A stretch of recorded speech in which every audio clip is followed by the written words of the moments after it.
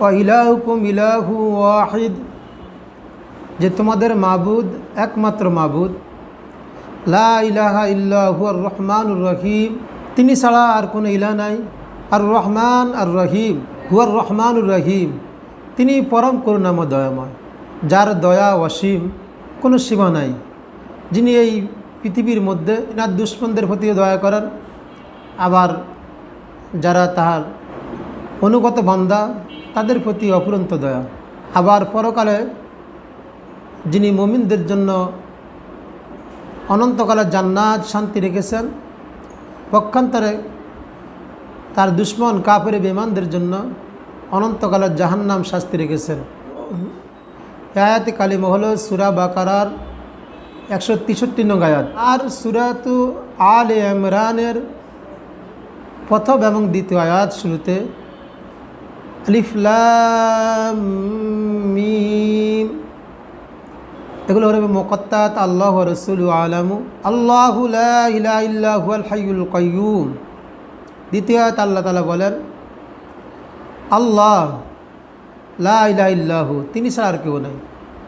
তিনি ছাড়া জীবনদাতা কেউ নাই, তিনি ছাড়া মৃত্যুদাতা কেউ নাই। হুয়াল হাইয়ুল কাইয়্যুম, তিনি চিরস্থায়ী, তিনি চিরজীব, তিনি ছিলেন, আছেন, থাকবেন, যার কোনো শুরু নাই, কোনো শেষ নাই। এই আয়াতে কালিমা সূরাত আলে ইমরানের শুরুতে 1 এবং 2 নং আয়াত, আর যে আয়াতে কালিমা সূরাতুল বাকারার 163 নং আয়াত, এই আয়াতে কালিমা সমূহের মধ্যে ইসমে আজম রয়েছে। ইসমে আজম তথা আল্লাহ তাআলার মহান নামসমূহ। এই আয়াতে কালিমা ছাড়াও আরও অন্যান্য দোয়া এবং আল্লাহ তাআলার নাম ইসমে আজমের বর্ণনা রয়েছে।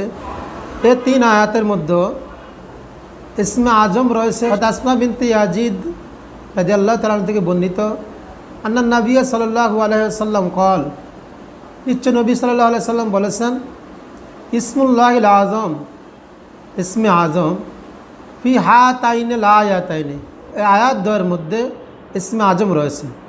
ওয়া ইলাহুকুম ইলাহু ওয়াহিদ লা ইলাহা ইল্লা হুয়ার রহমানুর রহিম, এই আয়াত।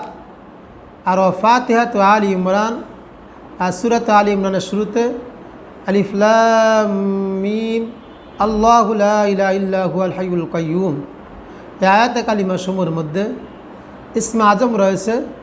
রাসূলুল্লাহ সাল্লাল্লাহু আলাইহি সাল্লাম বর্ণনা করেছেন জামি তিরমিজি হামিদিয়া 2য় খণ্ড 185 নং পৃষ্ঠা।